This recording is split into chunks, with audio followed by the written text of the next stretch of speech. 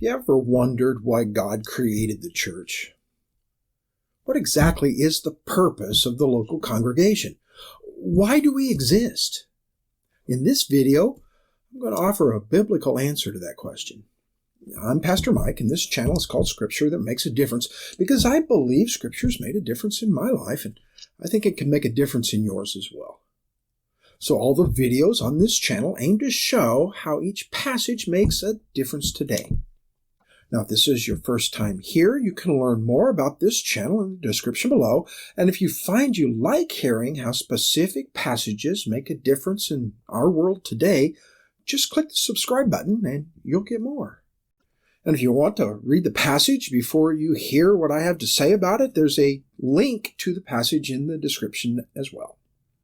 There are some big changes coming at the church where I pastor.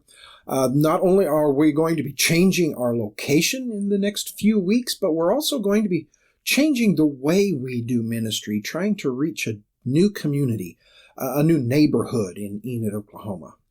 And in order to do that, we've had to look at our branding, those business things that help us to reach a certain audience. Really, it's not just limited to business. I've found many books on the bookshelves talking about revitalizing and replanting churches. They talk about the same concepts, how we're going to approach ministry, what we're going to try to accomplish in our ministries. And I'm going to take the next few weeks, try to add some clarity from what the Bible says the church is supposed to be doing. It's not hard to find opinions about what the church is for.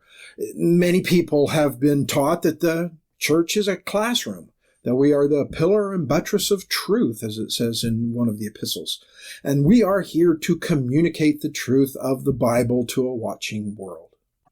An alternative viewpoint is that the church is a missions post, a group of people who are here specifically to communicate the gospel of Jesus Christ and what he's accomplished to the world to bring them into God's kingdom. More recently, the media has been pressuring the church into addressing social justice issues. There are certain social injustices, and the media would like to see the church address those things.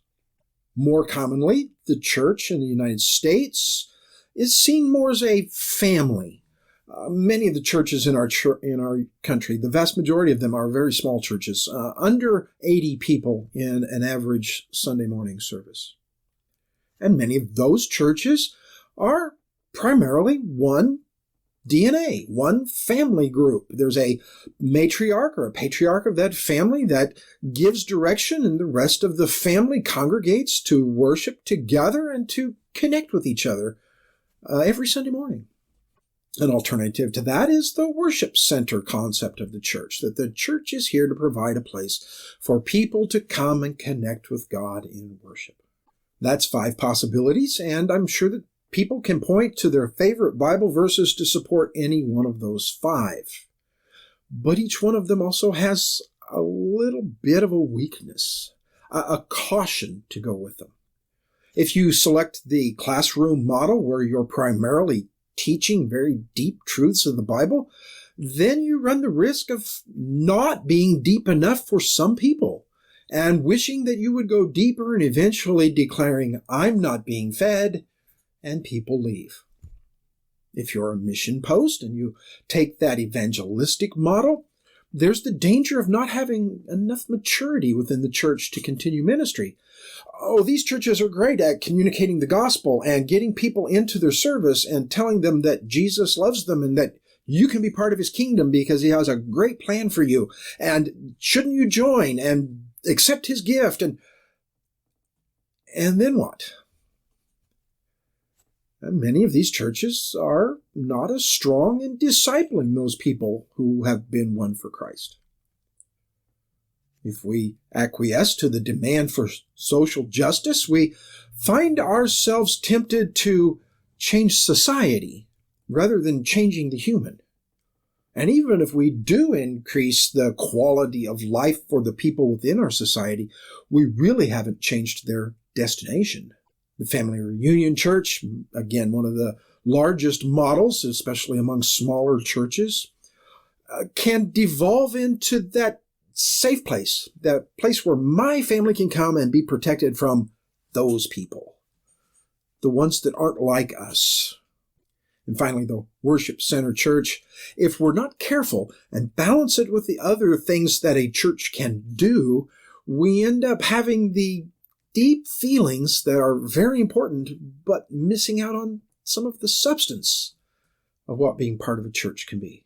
And as I said, many of us could go to our favorite passage and support any one of these 5 models. And I myself, without very much review, could go and find a verse or two that would support any one of these. But my problem is I have a tendency to read the whole Bible. And when you read the whole Bible, things get a little more fuzzy. It's not quite as black and white as we'd like it to be. So what is the purpose of a church? Well, Paul had to address a situation that was a little bit fuzzy at one point when he was writing to the church at Corinth. And in 1 Corinthians chapters 8, 9, and 10, he's addressing one of those gray areas and giving us principles on how to deal with those.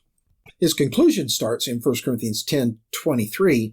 And just to set the context, we have to remember that Paul is talking about meat being sold in a meat market that had been previously sacrificed to the idols, but had not been burned on the altar.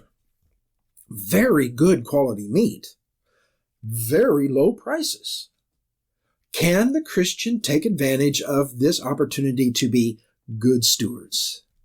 Apparently, they had written him a letter asking about this. And starting in chapter 8, he's been answering that, giving stories from the Old Testament and from his own life. But by chapter 10, verse 23, he's beginning to draw some resolution out of this. He begins by addressing the slogans that apparently someone's been using to shut everybody up by saying that everything is lawful. Look, Jesus has died on the cross. The Old Testament law is fulfilled. Everything is lawful. But Paul says, true, but not everything is helpful. Everything is lawful, but not everything is beneficial. He gives us some general instructions when he says, go on and go to the meat market and purchase whatever's there. Don't raise questions of conscience. But at some point, an unbeliever may invite you to your house.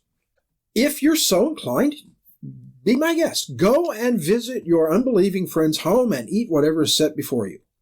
But if someone says to you, this meat has been sacrificed to an idol, then turn it down. For conscience sake.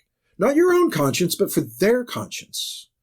Because it's our calling to not injure a weaker brother or put a stumbling block before an unbelieving Jew or unbelieving Greek who may not understand that Christians are free from the dietary requirements the Jews had been under. Verse 31 gives us the overriding principle. So whether you eat or you drink or whatever you do, do all to the glory of God. Don't offend either Jews or Greeks or the church of God, but seek to please everyone, as Paul was doing, not just for his own purposes and to gain his own political clout, but for the good of many, so that they might be saved. And we could talk about being saved from the wrath of God, which Jesus has clearly redeemed us from, or even the power of our sin, which he's sanctifying us from, or the product of our sin, which in many cases he's healing us from. And wait until that day when the ultimate salvation comes and Jesus returns and takes away the very presence of sin. Ultimately, the purpose of this story is to show the church at Corinth that the purpose of the church at Corinth is to glorify God. The overriding principle is in verse 31. So whether you eat or you drink or whatever you do, even in those gray areas, do it for the glory of God. Perhaps your church has some extra resources to allocate, financial resources, and there's a proposal to purchase a new video projector or maybe to upgrade a computer. And how do you decide which to allocate those resources to? One of the questions we should ask is, which of those projects glorifies God. Or maybe you're trying to decide if you're going to go with a midweek cell group in people's homes to study the Bible, or a traditional at-church Sunday morning, one trip gets both worship and discipleship. That type of a program also can help people be disciples. Which are you going to use? One of the questions to ask is, which of these glorifies God? So Paul is saying to us that we should glorify God. In those black and white areas, we can easily glorify God simply by obeying his commands. He's given us 10 commandments, 8 don'ts and 2 do's. Are we willing to do those things? Jesus summarized the entire Jewish law with love the Lord your God with all your heart, soul, mind, and strength. Love your neighbor as yourself. And love the church members the same way Jesus loved the church members. We are called to bow to what God has revealed. If it's the golden rule, then we treat the other person the way we would want to be treated in that circumstance. But not all the things we deal with as a church are black and white. The vast majority of what we deal with in church leadership and church guidance and discipleship are gray areas. And in those cases, we can put God's glory over our own preferences.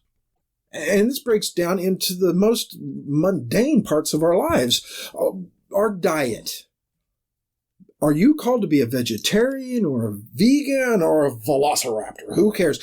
Whatever it is, as long as what you're doing not out of your own preference, but because it's something you believe glorifies God. The way you dress in the morning. How many times have we gotten up in the morning, looked at our closet, and says, what do I feel like today? But do we consider the dignity that God has given our bodies? And the way other people are going to react to the way we dress? In what way can we dress so that people look at us and say, that man is honoring his God?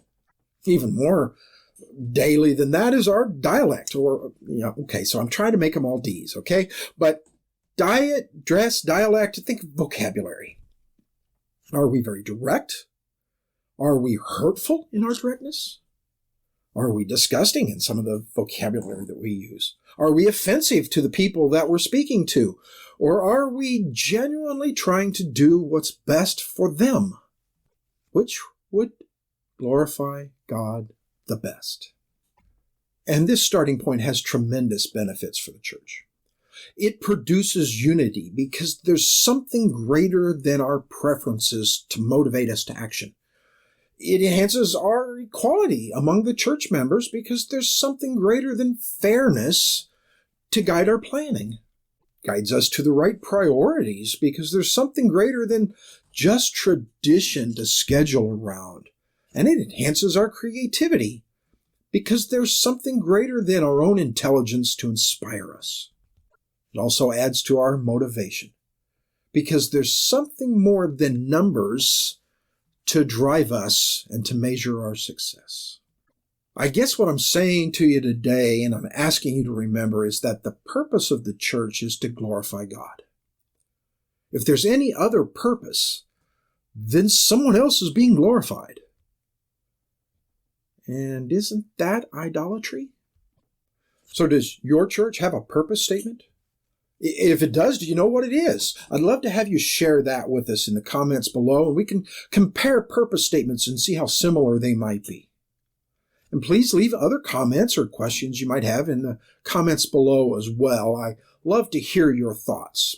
I'll respond to each one as soon as I possibly can. And don't forget, you can also make suggestions for future topics down in the comments below. Some of you have done that, and I've put those on my schedule, and I'm working on a video that will answer those questions as well. If you've gained any value by watching this video, please click the thumbs up button. And if you like hearing how specific passages can make a difference today, click the subscribe button. And don't forget to click the bell so you're the first to know when I release new episodes. And don't forget that you have a part to play as well. You can help us get the difference-making message of the Scripture to others by sharing this video on your favorite social media. And if you live anywhere near Enid, Oklahoma, we want to invite you by to visit with us. We want to meet you. And our address is on our Facebook page. There's a link to our Facebook page below, and you can find our address there. Our services take place at 10 o'clock every Sunday, and I hope you'll be able to come by soon so we can meet. And until next time, don't forget this. Glorifying God is a challenge for every aspect of life, not just for Sunday mornings. Keep watching. I'll be releasing a new video in just a few days.